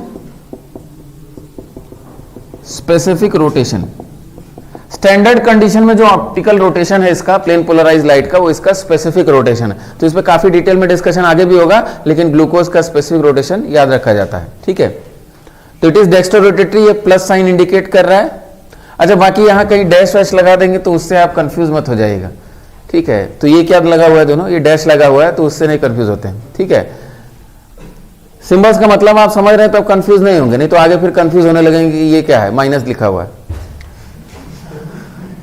ठीक है। हंसने वाली बात नहीं भाई, आप ही लोग के क्वेश्चन है, आप ही लोग को बता रहे, ठीक है। आप ही लोग पूछते हैं तब लगता है कि हाँ ऐसे भी सोचा जा सकता था। यहां देखा जाए ये कायरल सेंटर है, सबसे दूर वाले कायरल सेंटर के आधार पे हम इसको capital D capital L decide करने जा रहे हैं। तो glucose is capital D, even all naturally occurring carbohydrates are of capital D format. अच्छा इसमें अगर हम आपसे पूछें, एक और सवाल इसमें बनाए हम, ध्यान समझिएगा, इसको भी लिखिएगा नहीं, हम CH2OH यहां बना दें और OH यहां बना दें, तब हम आपसे पूछे कि ये कैपिटल D है कि कैपिटल L है, सोच समझ के जवाब दीजिएगा। ये कैपिटल L हो जाएगा। एक तो तरीका ये है कि आप इसको यहां कर दीजिए, इसको यहां कर दीजिए, समझ में आ रही बात। तो ये कैपिटल D दिख रहा है तो एक्चुअल में क्या होगा, कैपिटल L होगा, 1 पेयर ऑफ एक्सचेंज। दूसरा कंसेप्ट क्या, पूरे ऊपर को क्या करिए, R' मान के होल्ड कर लीजिए, इसको R' मान के होल्ड कर लीजिए और इसको क्लॉकवाइज रोटेट कर दीजिए। CH2OH यहां, OH यहां और H यहां। अच्छा, ये सब कंफ्यूजन नहीं ना, 90 डिग्री 180 डिग्री वाला, 180 घुमा रहा है, समझ में आ रही बात? तो आप क्लॉकवाइज एंटी क्लॉकवाइज उसको रोटेट कर लीजिए, क्लियर है? तब पर भी समझ में आ जाएगा। हमारा क्वेश्चन लेकिन अलग है। हमारा क्वेश्चन क्या है कि यहां हमने CHO किया और यहां OH किया। अब आपसे पूछ रहे हैं कैपिटल डी है कि कैपिटल एल। इसको बना लीजिए, अपना आंसर लिखिए, फिर बोलिएगा। कैपिटल डी कैपिटल एल की बात समाप्त हो गई हम लोग की।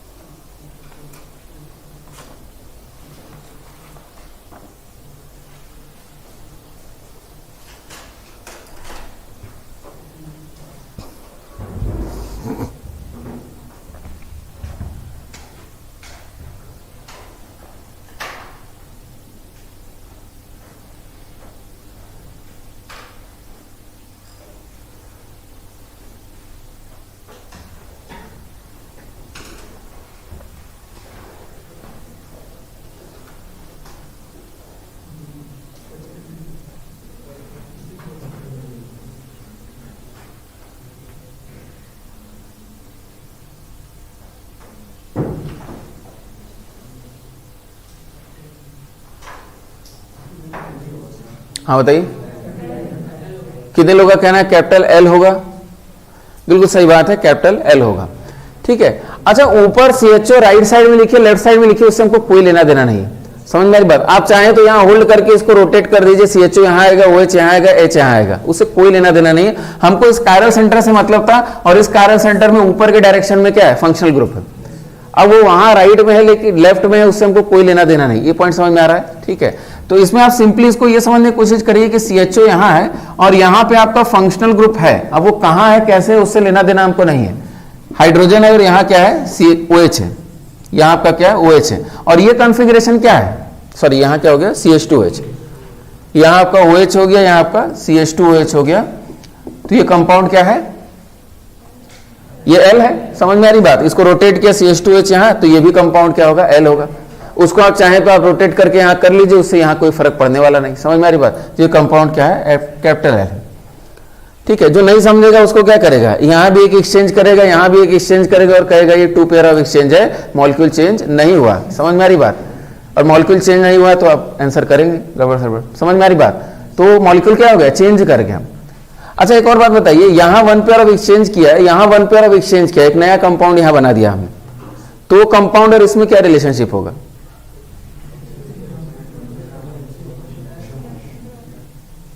बोलिए, क्वेश्चन समझ पाए? क्या बोले? हमने यहां 1 पेयर ऑफ एक्सचेंज कर दिया, CH2OH यहां, OH यहां, और CHO यहां, OH यहां कर दिया और वहां बना दिया, तो कंपाउंड आपस में क्या है? वो कंपाउंड आपस में डाइस्टीरियोमर्स है। क्यों डाइस्टीरियोमर्स है? क्योंकि यहां तो कॉन्फ़िगरेशन चेंज हो गया लेकिन यहां तो चेंज हुआ नहीं, और यहां चेंज नहीं हुआ, इसका मतलब क्या हुआ? मिरर इमेज नहीं होने जा रहा है। मिरर इमेज बनाना है तो हर जगह कॉन्फ़िगरेशन चेंज करिए, तब आपका क्या होगा? मिरर इमेज होगा। ये पॉइंट समझ में आ गया ना? ठीक है। तो ये अपने आप में क्वेश्चंस नहीं हुए, ये कॉमन सेंस हुआ कि नहीं, हर जगह चेंज करेंगे तब तो मिरर इमेज बनेगा, नहीं तो डाइस्टीरियोमर्स बन जाएंगे। क्लियर है? तो अगर आप इतना सब कुछ समझ रहे हैं तो क्वेश्चंस में बस देखेंगे, क्वेश्चंस हो जाएंगे आपके। देखा जाए इसके बाद एक और पॉइंट है, इरिथ्रो एंड थ्रियो। इरिथ्रोथ्रियो क्वेश्चंस करेंगे तो ऐसा 1-2 जगह डेफिनेशन आएगा। इरिथ्रो क्या होता है? लिख लीजिए,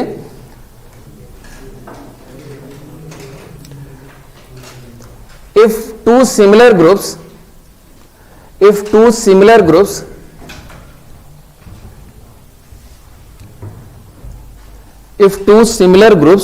are on same side, if two similar groups are on same side on adjacent chiral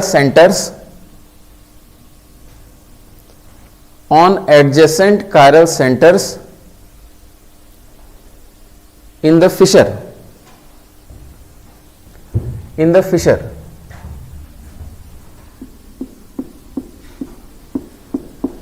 erythro मतलब होता है सेम साइड और इसका मतलब अपोजिट साइड, अपोजिट साइड। तो बहुत ही आसान हो गया, दो लगातार कायरल सेंटर है और ए सेम साइड है और यहाँ ए और ए क्या है, अपोजिट साइड है, तो इसको क्या बोल देंगे हम लोग, थ्रियो बोलेंगे और ये क्या है, इरिथ्रो है। इसमें एग्जांपल लिखने की कोई जरूरत नहीं भाई, इरिथ्रो आप तुरंत पहचान ले जाएंगे, ठीक है। तो दो ग्रुप यहाँ सेम होने चाहिए और वो दोनों सेम साइड अगर दिख रहे हैं फिशर में तो वो क्या है, इरिथ्रो है, अपोजिट साइड दिख रहे हैं तो क्या है, थ्रियो है। जैसे मान लीजिए यहाँ CH3 बना दिया, ठीक है, यहाँ आपका C2H5 है, यहाँ आपका फिनाइल है, इधर फिनाइल बना दिया, यहाँ हाइड्रोजन हो गया, यहाँ ड्यूटेरियम हो गया, तो इसको क्या बोलेंगे हम, थ्रियो बोल देंगे, ठीक है। ये दोनों क्या है, अपोजिट साइड है, थ्रियो हो गया। तो इसमें क्वेश्चन करने का बहुत मतलब नहीं है, इरिथ्रो थ्रियो क्या है पहचान ले जाएंगे, कोई बहुत इस्तेमाल भी नहीं। इसके बाद अगला हेडिंग डालिए centre of axis of symmetry. अगला हेडिंग क्या है, एक्सिस ऑफ सिमेट्री।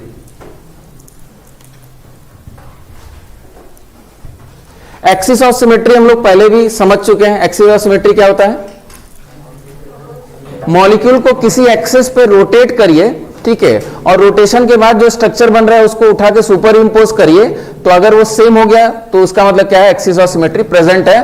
और एक्सिस ऑफ सिमेट्री में N fold axis of symmetry बोला जाता है, एन फोल्ड, और एन की वैल्यू कभी भी 1 नहीं होगी, 360 से रोटेट आप नहीं करेंगे। तो इतना कॉमन सेंस आप समझ ही रहे हैं। तो हमने बेंजीन की बात किया था, तो बेंजीन में एक्सिस ऑफ सिमेट्री थी, जेड एक्सिस के अबाउट क्या थी, 6 fold, C6 axis of symmetry थी।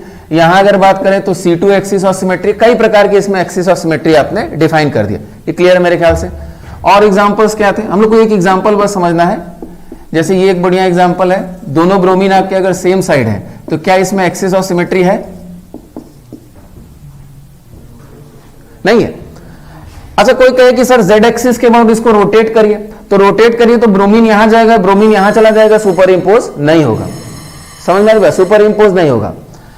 लेकिन अगर आपने ऐसे रोटेट किया तब पर भी क्या होगा, नहीं हो पाएगा, क्योंकि ये दोनों ब्रोमीन कहां चले जाएंगे, इनटू द प्लेन। तो नो एक्सिस ऑफ सिमेट्री, लिख लीजिए no axis of symmetry.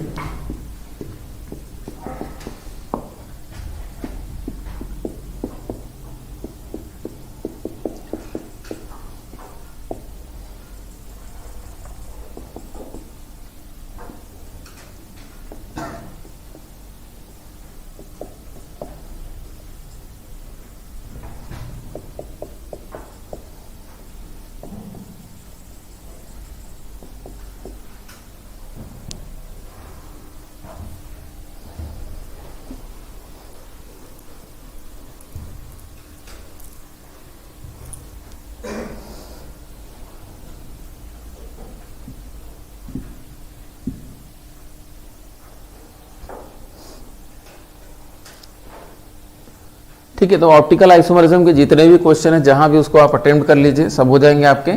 ITIS question सबसे पहले जाके अटेम्प्ट कर लीजिएगा, ठीक है, तो वो भी आपके हो जाएंगे। और नोट्स को कम से कम 2-3 बार आप रिवाइज कर लीजिएगा। अच्छा, ये पॉइंट समझ में आ गया, यहाँ एक्सिस ऑफ सिमेट्री है। अच्छा, इसमें एक्सिस ऑफ सिमेट्री है, मॉलिक्यूल क्या है, कायरल है, और इसमें क्या है, एक्सिस ऑफ सिमेट्री नहीं है, मॉलिक्यूल क्या है, ए कायरल है। प्लेन ऑफ सिमेट्री तो है ही है, हमको प्लेन ऑफ सिमेट्री सेंटर। तो axis of symmetry has no correlation with chirality और कायरलिटी ऑफ अ मॉलिक्यूल। लिख लीजिए axis of symmetry, axis of symmetry has no correlation, axis of symmetry has no correlation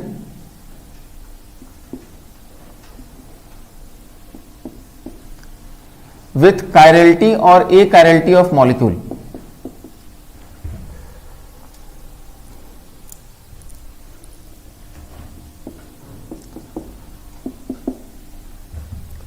ठीक है, बस 1 minute में जल्दी से इसका हिंट समझ जाइए ताकि बात कंप्लीट हो जाए।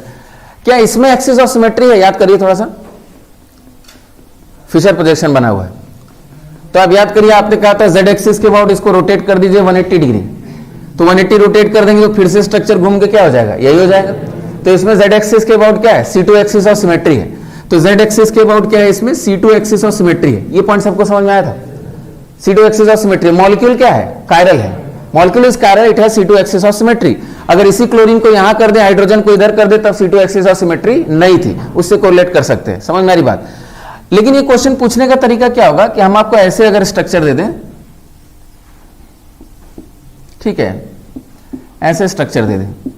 यहाँ मान लीजिए हमने, ठीक है, H बना दिया, यहाँ आपका CH3 हो गया, यहाँ आपका Cl हो गया, ठीक है, यहाँ भी हमने मान लीजिए H बना दिया,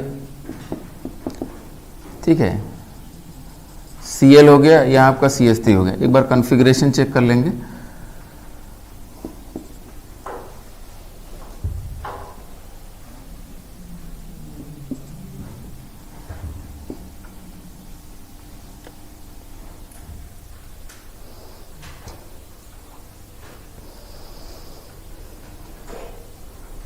ध्यान से समझने की कोशिश करिएगा।